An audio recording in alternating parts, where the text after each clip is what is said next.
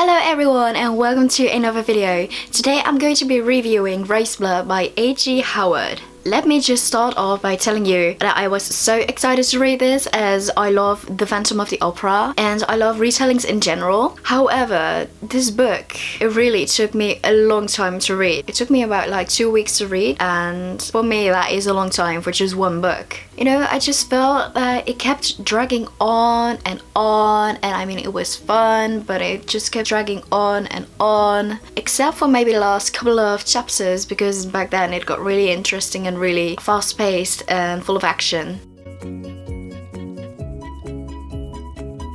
The story is about Rune, who has a superb voice. She has this ailment that every time that she sings, she just doesn't feel well, she feels sick, and so she gets shipped off to Roseblood Academy, which is like a conservatory, also a boarding school, in hopes that they will cure her and make her able to fully enjoy her singing again. The school is actually in an old opera house, which is rumored to have ties to the Phantom of the Opera, and throughout the story weird things happen all over the place. At a certain point, Rune becomes friends with a strange character called Thorn. He actually happens to be the Phantom's son, and somehow he cures her of her ailments. And then they fall in love, blah blah blah blah blah, you know how it goes. But his father, the Phantom, is watching, and he wants to have Rune for another cause, for a very specific reason. So will Thorn rescue Rune from his father's grasp, or will he help his father, whom he swears to protect at all costs forever?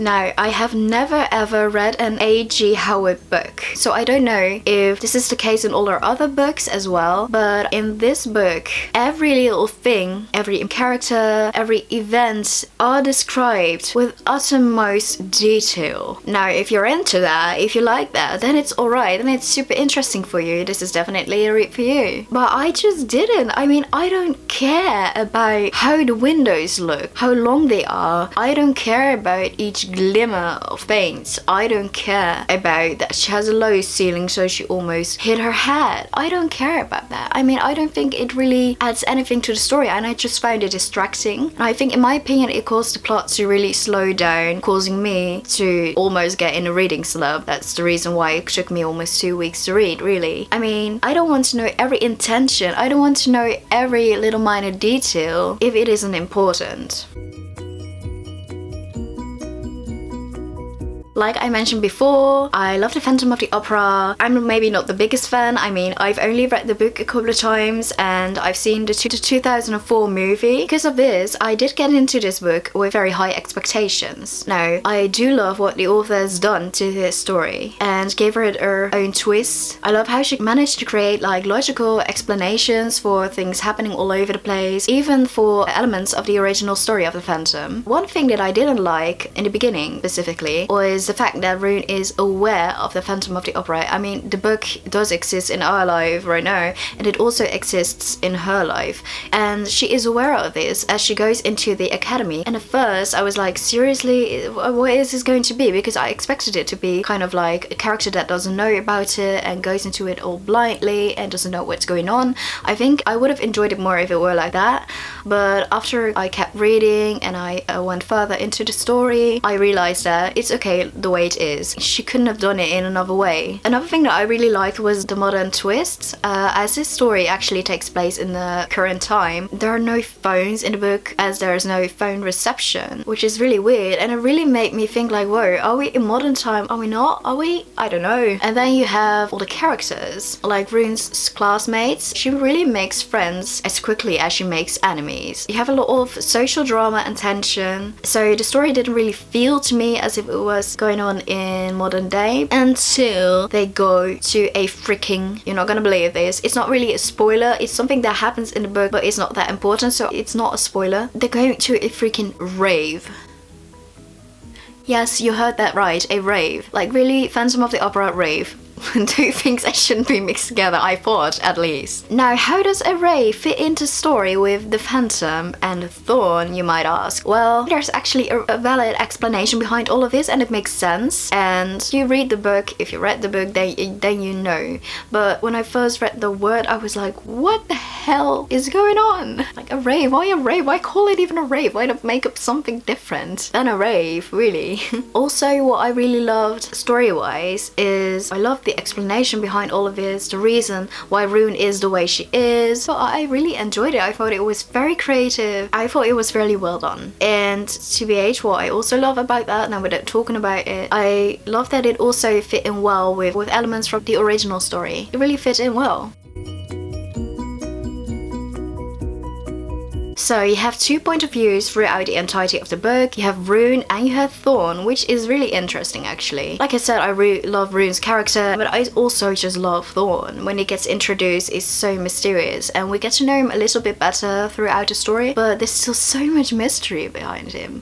But I actually really love that there is still mystery. I don't like it when characters get completely revealed. I mean, there's so much to a person that I'd rather just keep things blank. So like I said, I love Thorn, but it was very interesting that he calls the Phantom his father and why that is. The whole story behind that is also, like I said, so interesting. What the authors done very well is the history of all characters. I mean, the main characters. The author have their own history, their own intentions, the reasons why they are what they are, who they are. It's really interesting. I think that is really an element that makes this book really well done. You know, it is actually very interesting to read from Thorn's perspective because you can see that he really adores his father. And it's very interesting to read how when he falls in love with Rune, how he's a bit troubled, like, what do I do? What do I do? Do I go for Rune or do I stay obedient to my father? Those two things don't mix well. Roseblood Academy is situated in an old renovated opera house, so you can imagine how the inside looks like. Very, you know, posh and very rich. It's just very beautiful and ornamented, and then there's the place where Thorn and his father live, and it's very interesting how that is described as well. It has a lot of mystery to it. Then there's of course the cemetery and the whole garden. The way everything is described, a little bit too elaborate for me, but it's really described well into utmost detail, and I think that really causes for an amazing ambience. It really makes you immersed. Roseblood is an amazing read if you're looking for a well thought of, creative, inspired retelling of the Phantom of the Opera, or just an inspired retelling in general, or just a well thought of story in general. The authors created the perfect ambience, which causes an incredible immersion, which is good, which is great. If you're not bothered by the immensely detailed way of describing every minor thing, the characters are well built, they have their own history, their own reasons and way of thinking. In the end, they still hold a bit of mystery. The mystery is one part that makes the reader want to read more, especially the main characters, and it all fits together quite well, besides, you know, the feeling of overproducedness that you sometimes can get. Yeah, at the same time, the way it is described, the way it is put together, and the discoveries that you have throughout this book are just amazing, and they're just gripping, urging you to read on and learn more about everything.